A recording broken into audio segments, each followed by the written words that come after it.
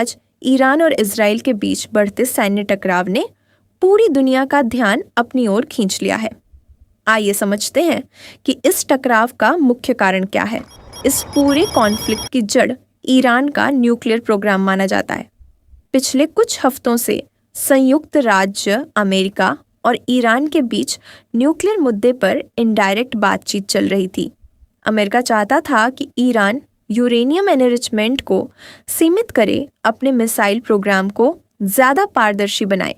वहीं ईरान का कहना रहा है कि उसका न्यूक्लियर प्रोग्राम पूरी तरह शांतिपूर्ण ऊर्जा उद्देश्यों के लिए है, लेकिन इजराइल ने इसे अपनी राष्ट्रीय सुरक्षा के लिए अस्तित्वगत खतरा एग्जिस्टेंशियल थ्रेट माना। इजराइल का तर्क है कि अगर ईरान न्यूक्लियर क्षमता के बहुत करीब पहुंच गया तो इससे उसकी सुरक्षा पर गंभीर खतरा पैदा हो सकता है। इसी बढ़ते तनाव के बीच 28 फरवरी को इजराइल द्वारा ईरान के खिलाफ एक सैन्य अभियान शुरू किए जाने की खबरें सामने आईं।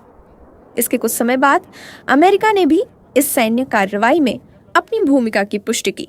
इसके बाद ईरान के कई रणनीतिक ठिकानों पर विस्फोटों की रिपोर्ट आई।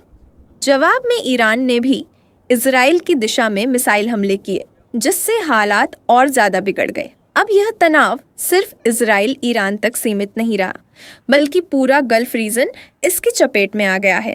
कतर, कुवैत और यूएई में मौजूद अमेरिकी सैन्य अड्डे हाई अलर्ट पर हैं।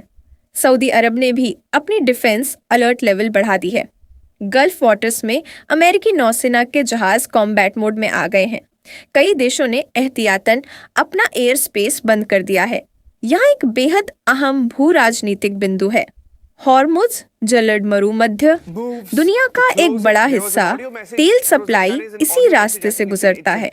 इसलिए इस क्षेत्र में अस्थिरता का असर ग्लोबल इकोनॉमी पर भी पड़ सकता है।